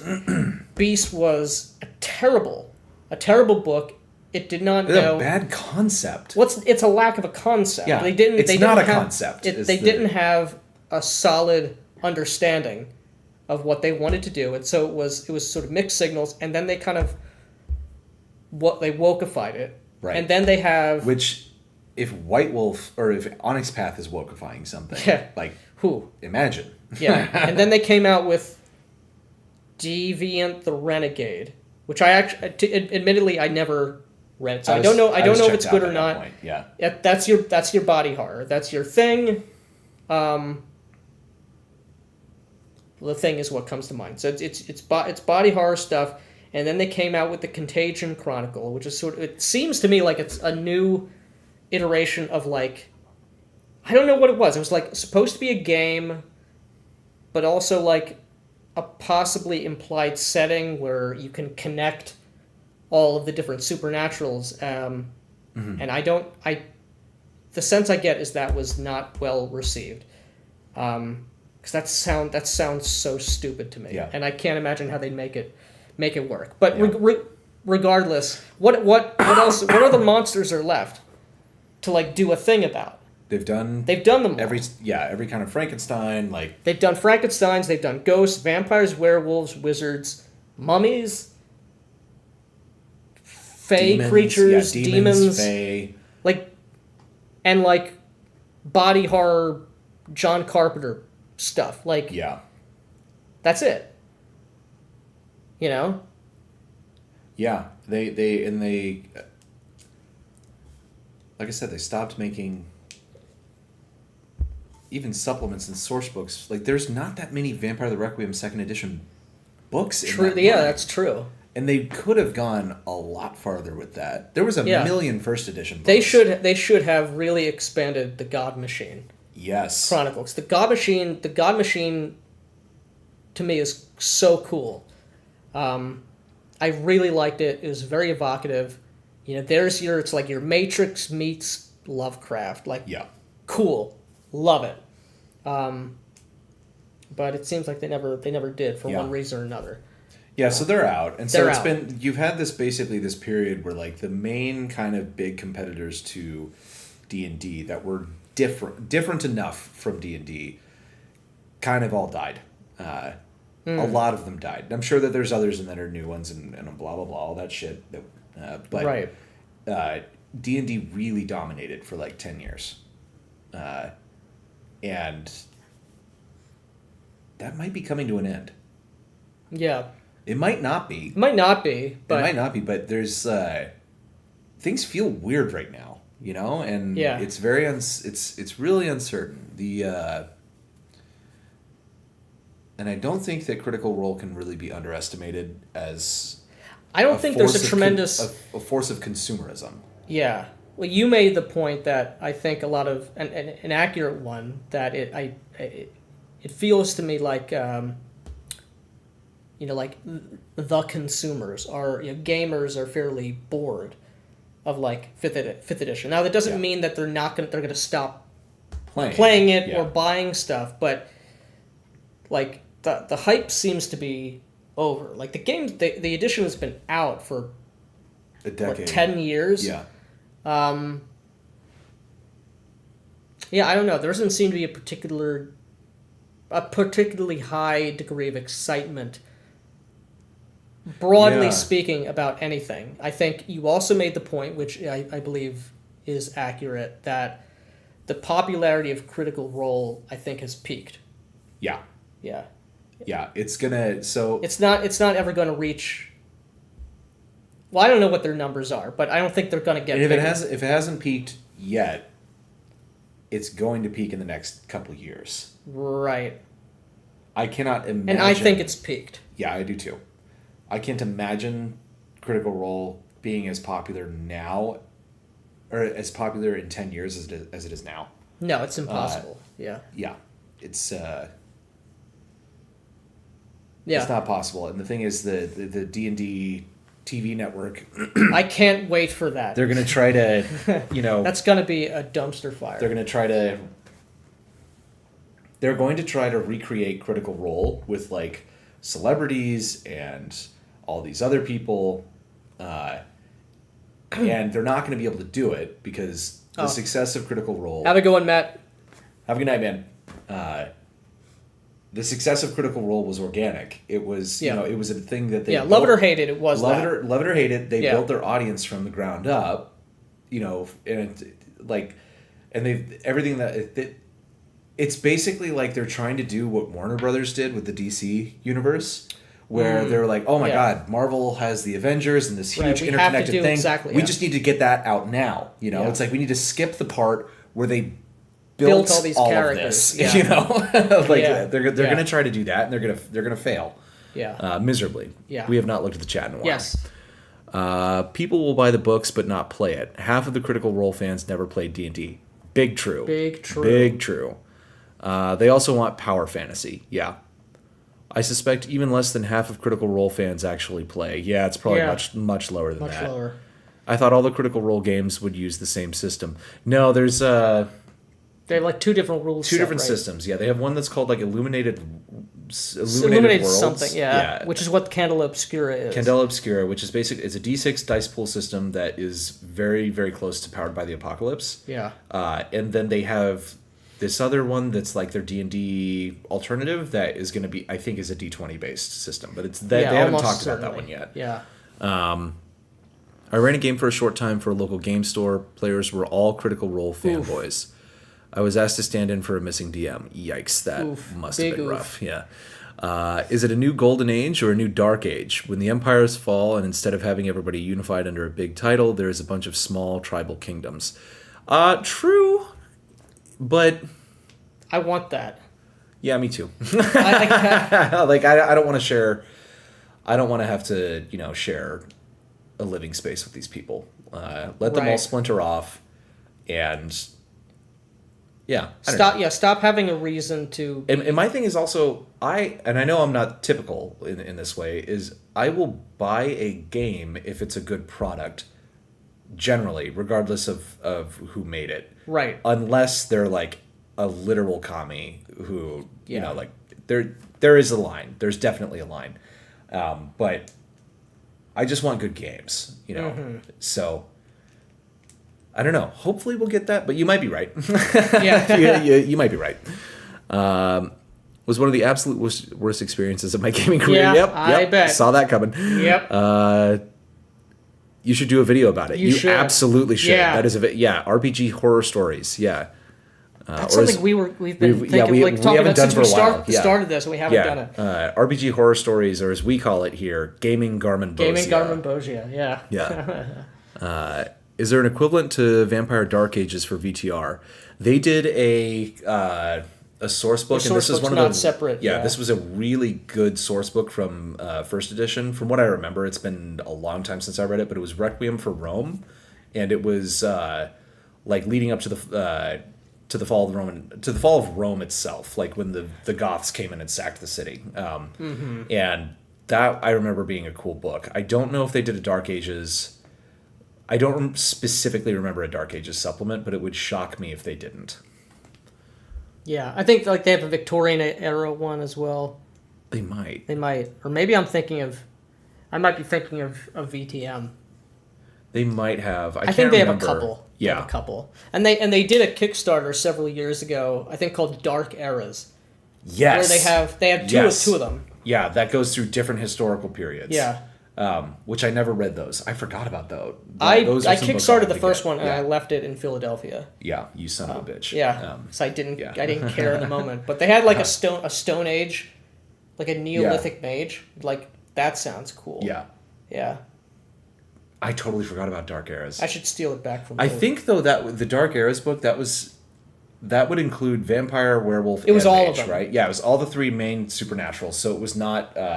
Yes. And it was one per. Yeah, so it was like Neolithic mage, not Neolithic vampire. Right. Yeah. Right. You'd have Neolithic mage, Victorian vampire. Yeah, they had like Dust Bowl era werewolf Promethean, or something. which is perfect for Promethean. Yeah. And so it'd be a big book that would be applicable to a lot of different games, which is kind of unfortunate because it's like I don't want to, if I want. It's how they got out of like, we can release more material without actually digging deep and making a whole source book. Right. About. We can make one scenario for each game and put it in one book, as opposed to writing several books for different games. Yeah. When they started to have mummies and ghosts and fays, I checked out. It felt silly to me. Yeah. And the fae in first edition, very gay. Yeah. Well, they're still very gay. But, yeah. It was at least Lost is more interesting to me. Yeah, it's a more interesting concept. Because you could make it not gay and have it and have that be like horrifying. The gimmick for that game. Zombies, sentient robots, aliens, Democrats. Yes. I'll be a sycophant if no one else will. Thank you, Sean. Thank you, Sean. Yeah. Yes. Yeah, I'm good too with the new Dark Ages. I don't want to live under or in the shadow of Rome/WotC. Yeah, exactly. Agreed. Exactly. Yeah. Yeah. What did Seaner say earlier? I think there was something he said that I wanted to respond to that I can't remember. He was talking about the okay, no, that was college. it. Yeah. It was Visible College. We addressed that. Yeah. Yeah. Yeah. I mean, I hope that happens. Yeah, me too. Either way, we'll get a golden age or a dark age. Either way, it's kind of win-win. Yeah. Yeah, and honestly, the golden age is happening, one way or another. Because I don't think we're. Well, I don't know. A dark age to me is a golden age, in many respects. Yeah. Yeah. Yeah. Lesser minds will think it's a dark age, and they will be wrong. Right. Because they're not going to make it. Right. Yeah, I should get that book back from Philadelphia. Yeah. Yeah, I left a lot of stuff there because I didn't think I would ever use it again, or ever in a lot of cases. Yeah. Yeah. Yeah, it was interesting that book. Yeah. Yeah, I definitely want to do something with Requiem soon-ish. Yeah. Comparatively speaking. Yeah. The Frankish Golden Age. The new Charlemagne. Yeah. Max, if you like Pendragon, you should check out Paladin, which you probably already know about. Which I do still have. John actually got it for my birthday several years ago, and I never got a chance to run it. Yeah. Same premise as Pendragon, but you play Charlemagne's knights. Oh, yeah. You've told me about this. Yeah. Yeah. That would be pretty cool. That would be cool. I also, you know what? Did I leave this in? No, I still have this book. I had kickstarted a game years ago, and I think there was a first edition of it. I don't know when. Maybe it was in the 90s. Maybe it was in the early 2000s. And I think it was a Spanish game, and maybe it's a lot more popular in Spain. Called Aquilare, or Aquilare. I don't know how you. I don't know where the embellishments are put in, but it's a Dark Ages it's like a medieval game, and I think it's also like a cult medieval game. It's been years since I've looked at it, and it's a gigantic book. That seems very cumbersome. But now that I'm thinking about it, like, I should look at that book and compare their different magic systems and their world to Invisible College and Lion and Dragon. Yeah. So I if I remember correctly, I think that I don't remember if that game basically takes place in all of Europe or if it's just like the Iberian Peninsula. I don't remember. A very good production value. Yeah. I'm going to take a look at that. Paladin is more my culture. Yes. Yeah. Have to run. Yeah, I think we got to go too. Yeah. We're about that time. It's about that time. Yeah. But good to be back, guys. Good to be you back. guys. And yeah. We'll be back soon with more videos and yes. more podcasts. Yep. So, very much so. yeah. Yeah. Appreciate everybody joining in. Yeah. Thank you very much. All right, guys. All right. I am ending the stream. Maybe. Signing off from See. the real space. Yeah. Yeah.